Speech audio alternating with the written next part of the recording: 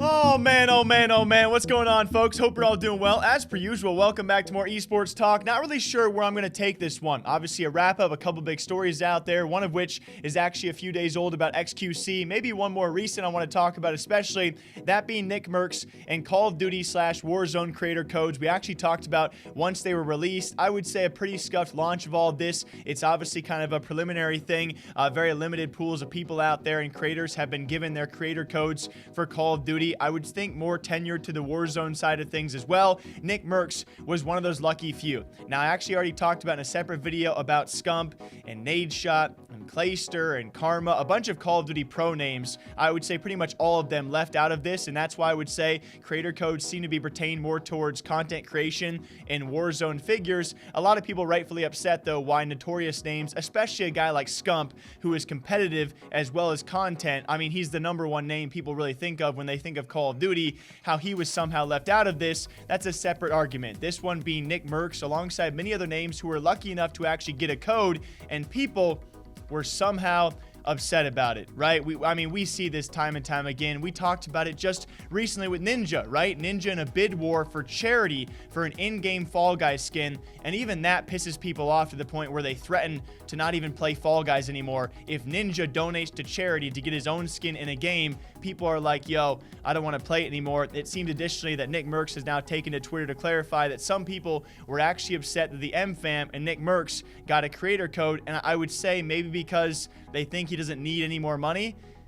But he definitely had a response for this, and justifiably so. As he said, with how much we give back, it's actually mind-blowing to me that anybody would ever question an MFAM creator code. Actions speak much louder than words, and bottom line is, we always go above and beyond to support whatever community we're involved in. Don't forget that. And we actually saw a lot of people out there kind of pissed off by these creator codes. I would say for a variety of reasons. Some may be upset that big streamers who already make, probably a good chunk of change out there don't need additional income.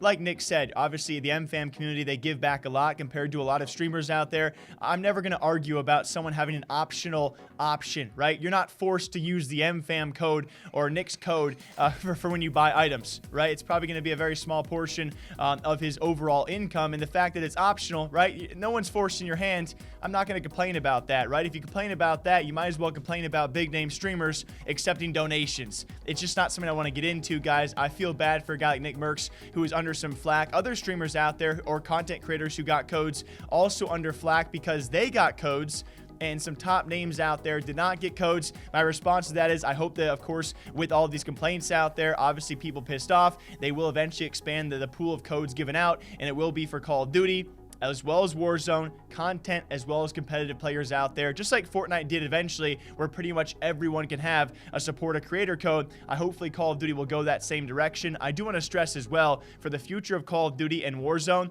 this is genius if done correctly, and hopefully in the future they will continue to correct that, guys. Speaking of the future, at the point of me recording, xQc has not announced his new organization. We've already talked about on this channel where we think that might be. He has, though, a few days back now announced his leaving of the Sentinels organization, who obviously have been paying him a good amount of money for quite some time. He's been there for quite some time, ever since his leave of the Overwatch scene as being a competitive player. Has had a pretty good tenure with the Sentinels organization, who is pretty known for some big names out there, right? Bringing Sinatra over from the Overwatch League into Valorant, paying good money. Alongside xQc, they got big names like Booga, who they're probably paying some big money as well. And so I only bring this up because wherever xQc goes next, if he does join an organization and leave Sentinels money, I imagine he's probably going to be paying or being paid quite a bit to do so. We'll see if he joins another organization. Obviously, argument could be made out there, despite what we've seen so far.